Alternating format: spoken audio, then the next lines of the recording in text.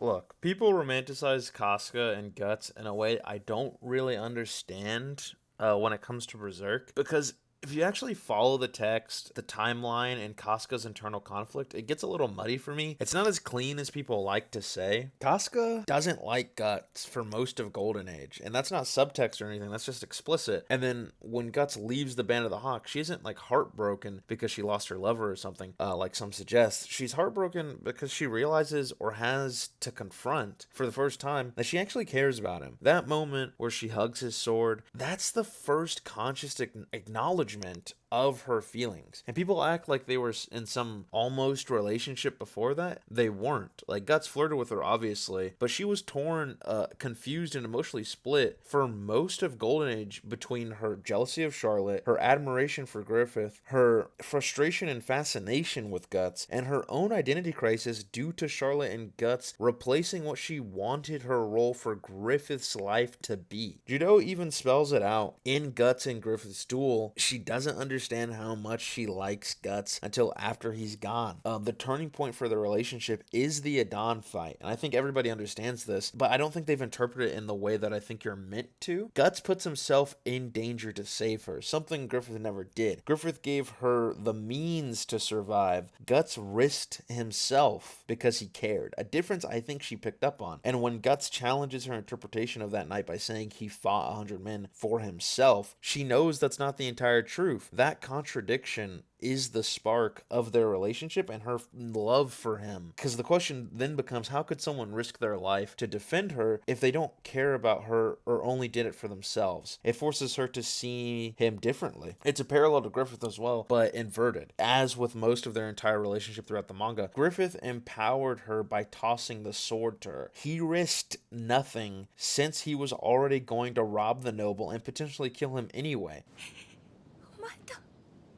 いけない。あのグリフスがあんなに痩せ細ってあんなに軽くあんなに震えてあの誇り高いグリフィスが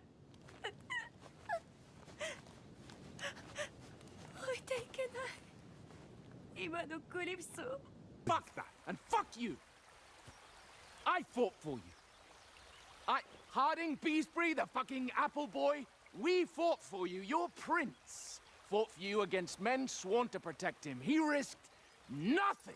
Guts protected her and put himself in danger, and that difference hits her harder than she wants to admit in the moment. When Guts leaves, Casca spends an entire year leading the Hawks, thinking about him, processing what he meant to her, or not being able to process it because she couldn't focus on those thoughts, causing frustration. Either way, it's the same, but I tend to lead to the latter interpretation, specifically because of the way that she lashes out at him. So when he returns and saves her, the emotional groundwork is already done and explains her outburst. It's similar to Griffith in the way that they interpret Guts leaving. They both blame Guts for the situation that they both had to be in, but Casca is the only one who's willing, at least initially, to let her feelings for Guts overwrite her devotion to Griffith's dream. Their sex scene isn't just the start of their relationship, it's the confirmation of everything she realized in his absence and everything that Guts has kind of already known about himself and his feelings towards her. However, initially, she wants to kill Guts for ruining Griffith's dream and being an obstacle to it. But even then, she's still torn. Her loyalty to Griffith, the man she idolized her entire life, doesn't disappear overnight, and this is the little nugget to show what decision she makes later. And I think this is the part that people don't really like to talk about. Casca's last conscious decision before the eclipse is choosing Griffith over Guts. She chooses to stay with Griffith, to take care of him. She pushes Guts away by telling him to leave because she knows, or thinks that she knows, that he wouldn't want to be limited by protecting a feeble man. Something that isn't true. She's surprised whenever Guts says, I want to stay with you, and she only pushes him away even further when he says that. She abandons the path of love because her loyalty to Griffith, whether the reason for that love is love itself or pity or a lifelong devotion, is just stronger than her love to Guts. And this isn't a knock on her character. I think it makes perfect sense. For 20 years or almost 20 years, you devote your life to somebody, or even, let's just say 15 years. For 15 years, you devote your entire life to somebody, and just because you meet somebody else that you give your life to in a way that you couldn't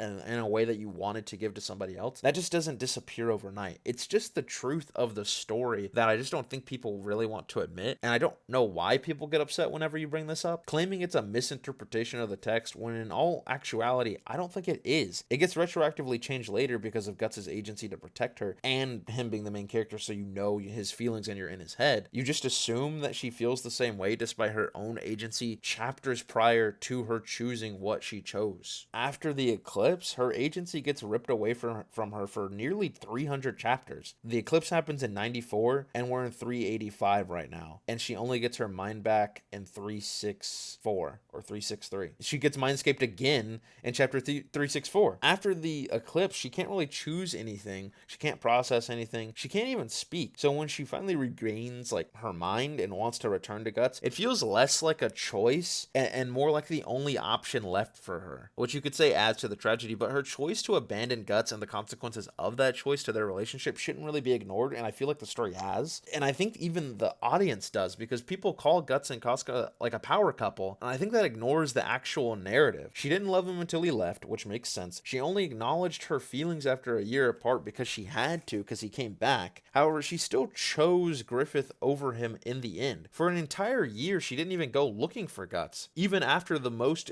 impactful event of her life occurred. Her agency was destroyed after she made a final choice to continue to devote her life to Griffith because of what he did to her. But there's no way that she could have known the eclipse was coming. So from her perspective, all she did was just continue to do what she had done for 15 years. And her eventual choice 300 chapters later to say that she wants to return to Guts in Falconia, it only like happens because Griffith is impossible to love. You can't devote your life to somebody who did that to you. It's not that Guts and Casca's relationship is bad per se. I do think that it is tragic, complicated, and defined by circumstances, not mutual decisions. And I don't like that. I wish that it was more explicit in the text before the eclipse that while she flirted with the idea of continuing to devote her life to Griffith, she understood that she loved Guts more and that Griffith would have still been taken care of by the rest of the Band of the Hawk. But Casca's real choice was to stay devoted to Griffith under the idea that her and Guts would not be able to not only be a couple, but would likely never see each other again. Everything after that was kind of taken from her. This is something I wish, again, was made more explicit in the text, but I just wish Miura wouldn't have written it to the point where she chooses Griffith over Guts. I think it hits harder that she gets eclipsed after she chooses Guts and then gets her agency robbed, rather than her choosing her future defiler and Guts picks up the pieces and as a reward picks him since he's the only real option left, which might come off as like cynical, but I really think that's the only interpretation from her perspective, not taking into account Guts' feelings, because they ultimately don't matter whenever it comes to assessing her as a character. I love Berserk, but if we're being honest about the text, Casca and Guts were never really destined to be a couple, not just because of causality, which I think is like an easy scapegoat, but because her devotion to Griffith would have never allowed that. And I don't think Griffith would have allowed that either, because his manipulation of Casca and the role that she plays whenever he delegates responsibilities is because he knows that she would never abandon him. And he was right. I don't like Griffith and I don't like that. But I thought that her entire character arc was choosing for herself in the end. And I don't like that Griffith was right in the fact that her devotion to him was stronger than anything else. And that dynamic makes the relationship between Guts, Casca, and Griffith all that more impactful and powerful, but it's not romantic. And that's why I think that like the culture around Berserk thinking that they're a power couple is just a bit wrong to me.